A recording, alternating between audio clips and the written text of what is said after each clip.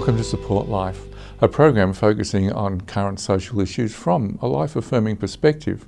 I'm Gavin Baulch and my guest is Marcus John Lestrange, a freelance journalist. Welcome, Marcus John. Greetings, Gavin, and thank you for having me.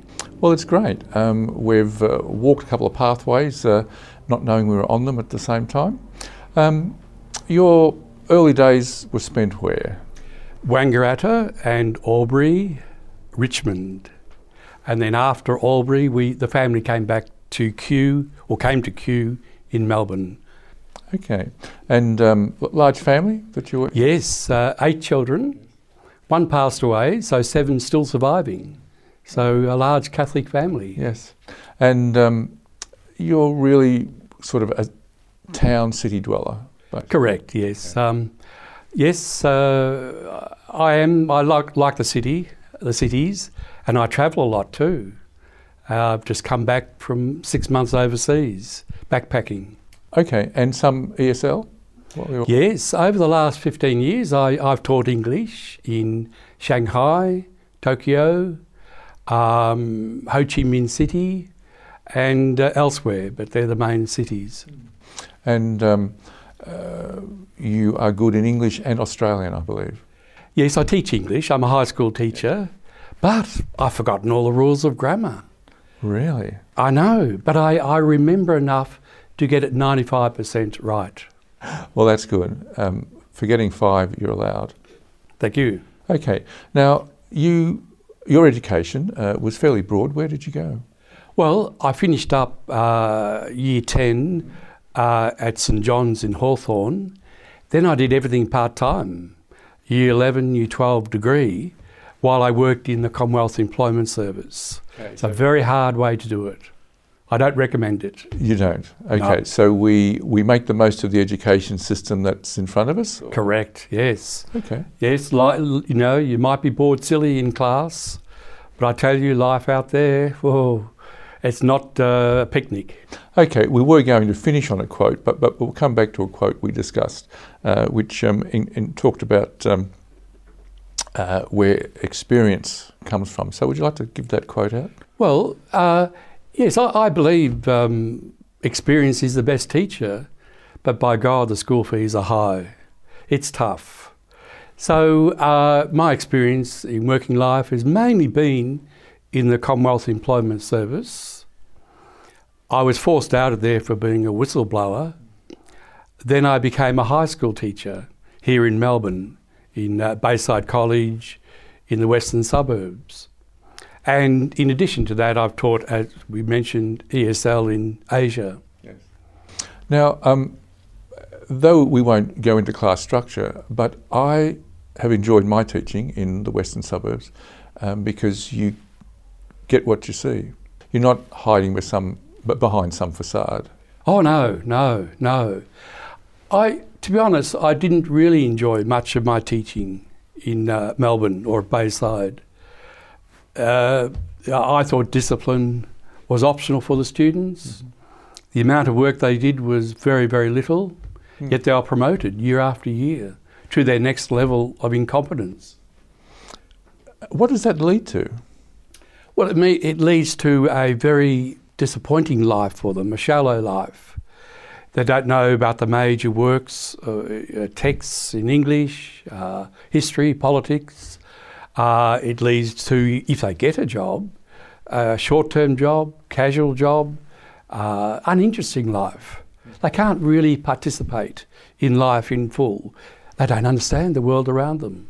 Okay, so their worldview is very limited. Yes.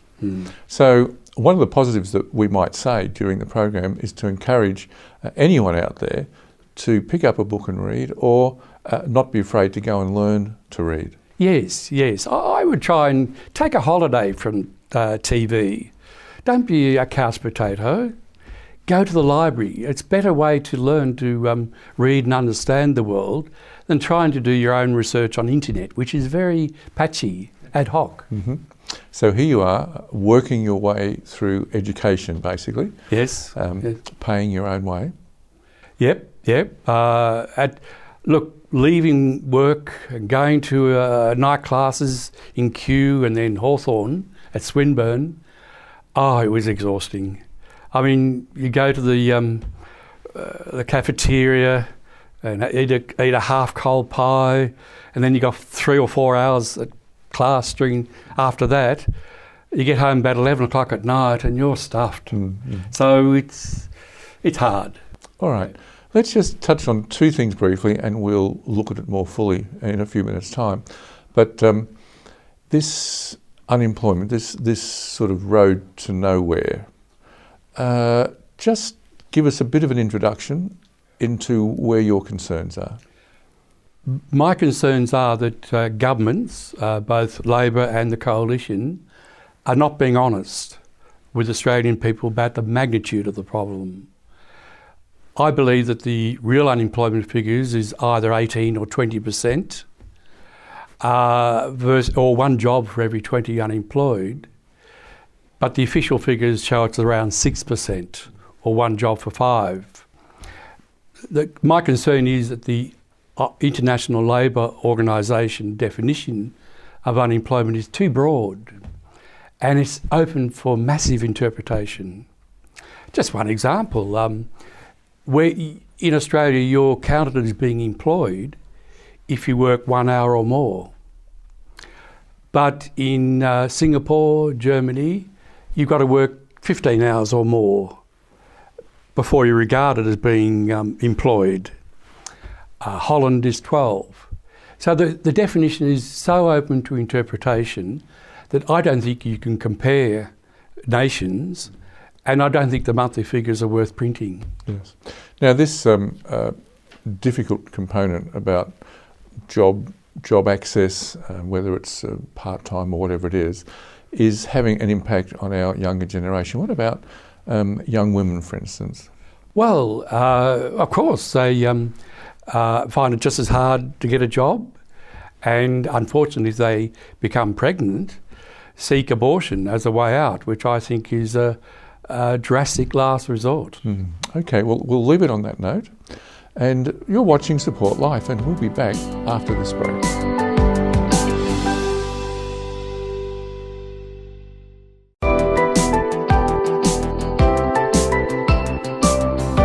Welcome back to Support Life. I'm Gavin Baulch, and my guest is Marcus John Lestrange, and he's a freelance journalist. We touched on before the fact that there are a lot of young people at a loose end, and pregnancy is an outcome in some cases, therefore abortion. What's this impact having on young people?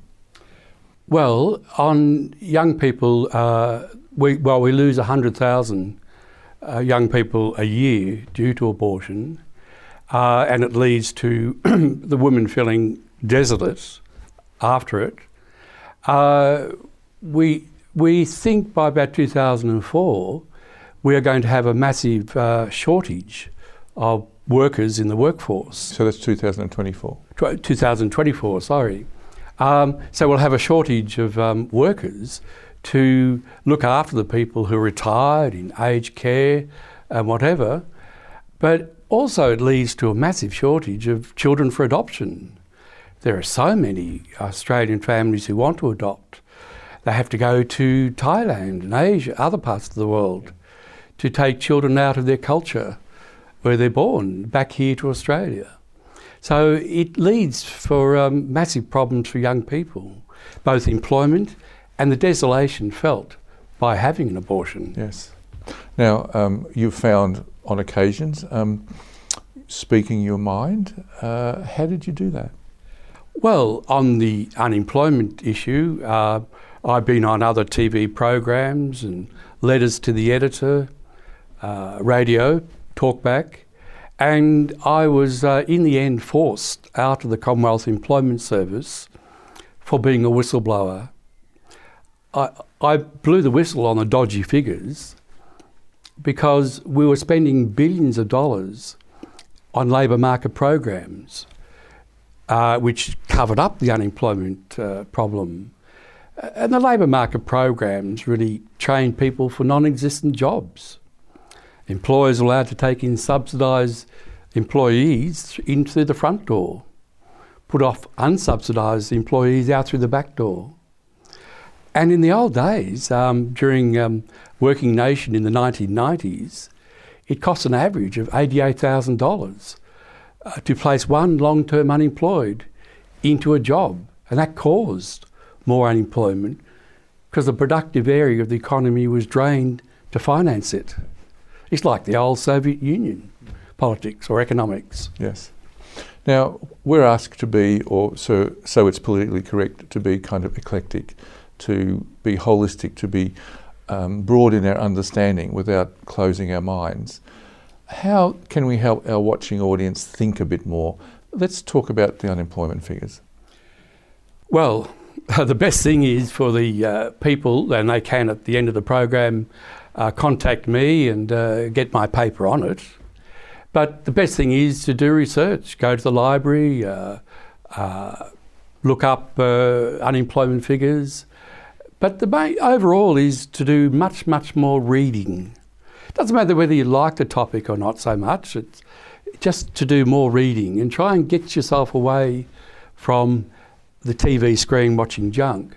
But I try and read 4 or 5 newspapers a day, plus newsletters and so on, to keep abreast. So that may be too many for many people, but really try and increase the amount of reading you do, watching good programs on TV. And if you want to, you can apply and get my paper sent to you on how the unemployment figures are cooked. All right. So there are more walking our streets unemployed or have this 1 hour employment regarded. Yep. Economically, they're just not going to fit anywhere, are they? Well, no and yes.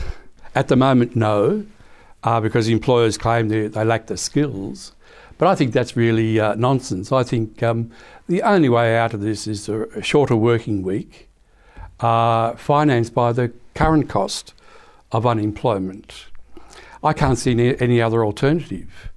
And over history, over the last 100 years or so, every time we've reduced the working week, we've had a golden age after it.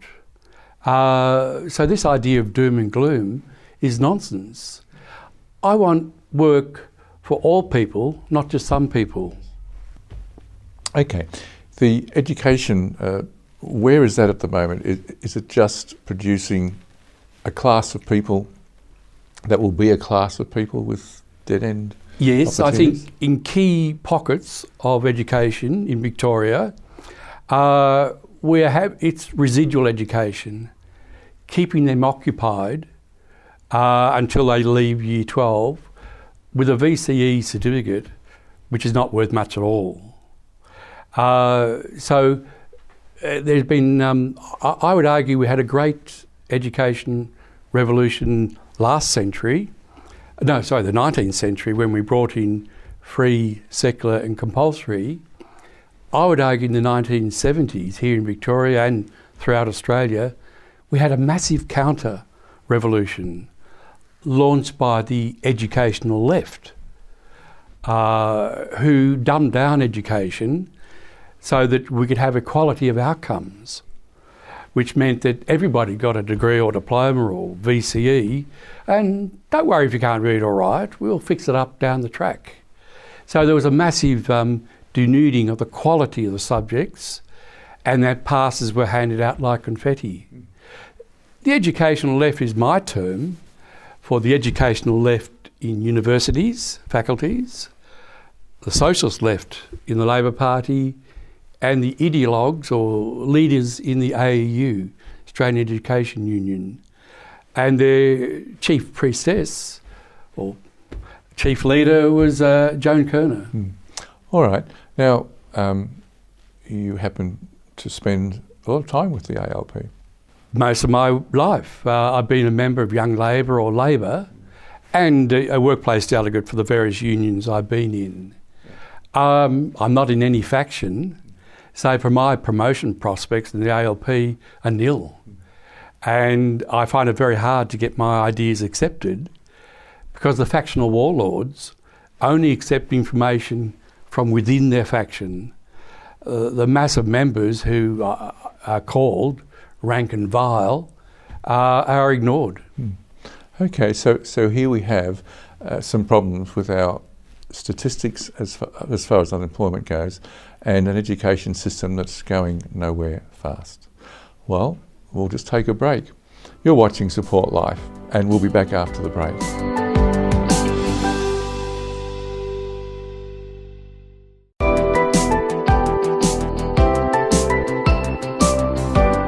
Welcome back to Support Life. I'm Gavin Baulch, and my guest is Marcus John Lestrange, a freelance journalist. We were just touching on figures and unemployment and education. Shakespeare had it right when he said, much to do about nothing. Yes. Well, I mentioned earlier the revolution in the 19th century, but the counter-revolution, well, God, there are so many changes brought in by the educational left since 1970 to now that we teachers at the coalface are dumbfounded, confused. And I think all the changes I've seen were just rubbish, meant nothing. The standards went down, not up. Billions of dollars went in for these changes, but the kids are even, a lot of them, not all, a lot of them, are less literate, more indisciplined than before. So the whole changes have been much ado about nothing. Yes. Empire building. Okay, so is there a new class structure here? What's going on? Yes, I think there are many people in these employment, education, training empires that see the actual organisation as a job creation scheme for them. So they get their good jobs and travel around Australia, talk fests, conferences, and the poor suffering taxpayer, the beneficiaries of the department, are given a few crumbs. So the empire building I saw on the back of the unemployed via all these labour market programs was stunning, that Sir Humphrey Appleby in faraway London must have chortled with glee. So we're referring here to Yes Minister. Yes Minister, and Yes Prime Minister too. Okay, so there's a show that our young watching audience could review and see a comparison. It's a tragedy, but Yes Minister, I think, is a documentary, not a comedy. And you can get the DVD sets around town. Yes. So it's, well worth it if you want to understand today's politics, because nothing has changed. When I was out at Swinburne in the 60s doing my arts course, it was compulsory to read Animal Farm. Ah, excellent. Even you're going even deeper than Yes Minister, and I do recommend all people read it or reread it, because it's a classic and it's spot on. All right. Let's come back to young people today who are looking down the barrel of an unexpected pregnancy, and here they are, not much income. Where does support come for them? How can they be encouraged to keep that child?